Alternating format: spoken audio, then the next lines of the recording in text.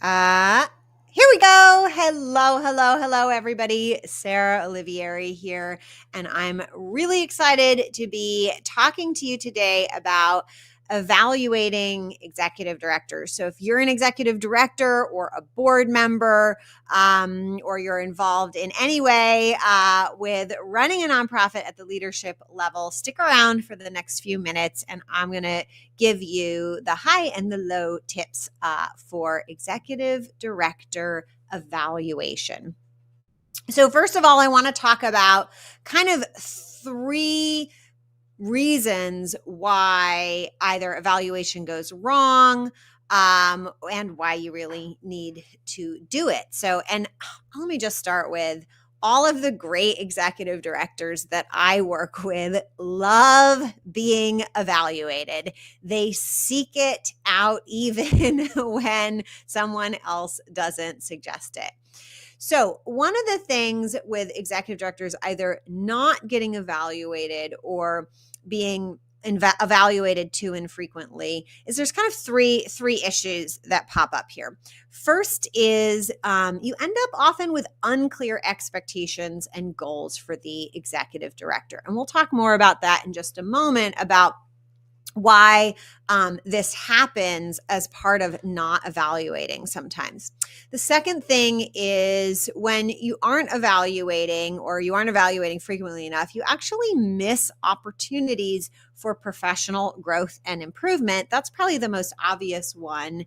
And the third thing is there's potential for leadership stagnation, either the leader, the executive director, not growing professionally, but also pay stagnation, and just not really evolving the leader with the organization.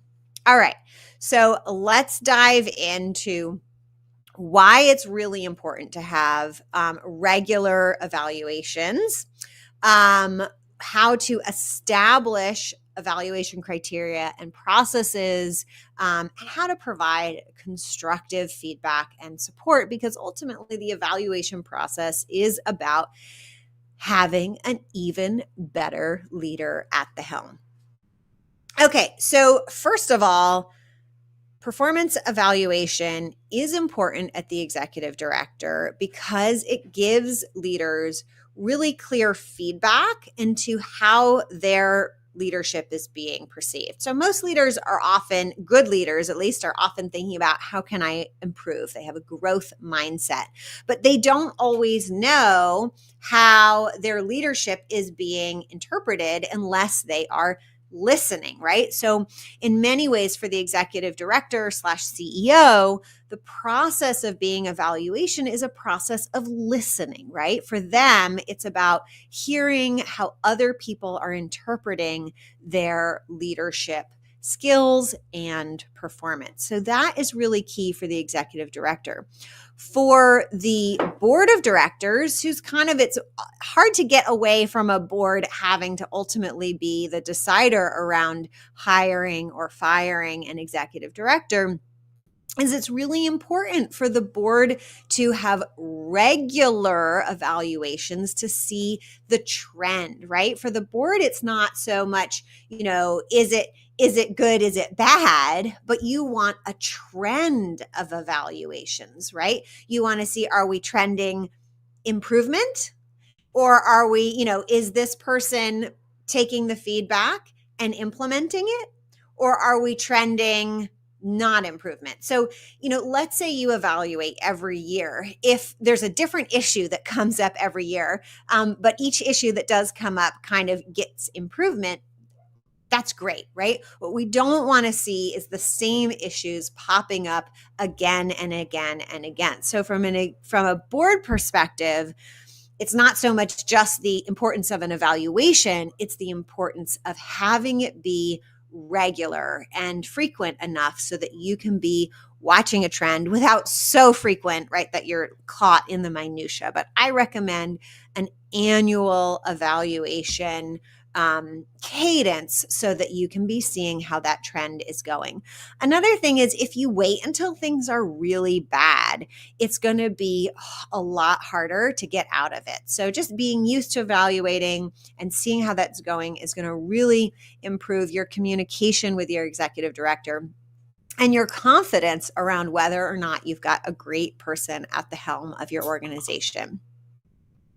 All right, let's talk about establishing evaluation criteria and processes.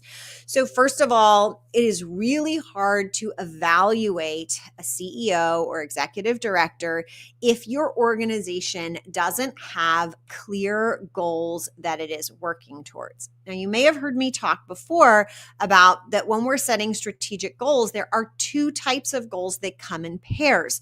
There's the outcome that you're trying to achieve that nobody has direct control over. And then there are the process goals or execution goals that you do have direct control over. And we want to be ensuring that our executive director and our team are setting appropriate outcomes that are leading to achieving our mission.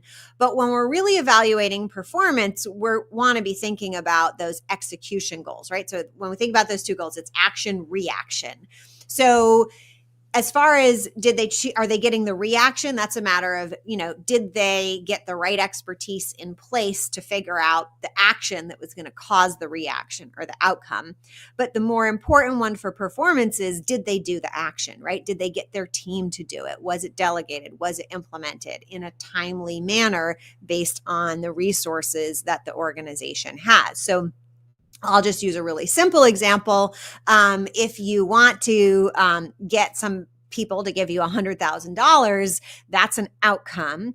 And an action that you might set as a goal is we're going to run, let's say, a happy birthday campaign for our organization celebrating its 10th anniversary, right? So did they actually run the campaign, or did they get so bogged down in something else and didn't let the campaign be the priority, which needed to be the priority, if that's the case in our example? Okay, right? So you need to have clear evaluation criteria. There's templates out there. You can absolutely hire a professional evaluating firm. But at the end of the day, if you don't have a strategy that you're working towards, you're not even ready to be evaluating your executive director. You can evaluate, their communication style and their leadership skills, but that's just a small piece of what you should be looking for in your executive director's performance. All right, let's talk about the third key piece here, which is as a board or leadership team getting your CEO evaluated, you need to be providing constructive feedback and support. So I kind of like, feedback should be feedback and it should take into account context, right? So you might say, based on what we know or what we've seen, this is what I think you should do. Remember that as a board member, you might not have the full picture. And so you then need to trust your executive director or CEO to take in the feedback and then digest it through the larger context of everything that's happening in the organization. And then when it comes to support, let's say you do the evaluation process, you had clear goals and to measure performance against, and the evaluation comes back that there's an area for work. I like to kind of take this approach where the first time an issue comes up, you say, here's the issue. By all means, deal with it however you want to deal with it, however you want to improve. You lead your own improvement process. But additionally, we are very open and would be supportive to the idea of you getting help with that, right? So we're not saying you have to get training or you have to get a coach, but we're offering that up, just saying that is definitely something that can be on the table. And if you go out and, start spending money on coach or training, like that's going to make perfect sense to us. We want to make sure that is an option on the table.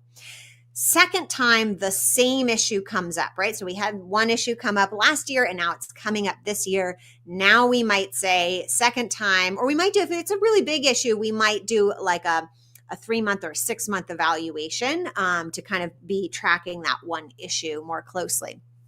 Second time, if it's still an issue, we're not going to say you solve it however you feel fit. Now we're going to say this is still an issue, and we're going to prescribe that there will be support. Still, we don't need to mandate exactly what kind of support, but you can say we want to prescribe something or have you document the kind of support you're going to get, right? This is clearly beyond what you can handle yourself if the person didn't get support, right? And so say, okay, so last time you told to just, you were going to do some inner work and do it, but now we want you to get some support from a professional. So please pick some kind of support and let us know that that's going on. Third time, now we're in a situation where you need to consider if it's still an issue. Did the person get the support, right?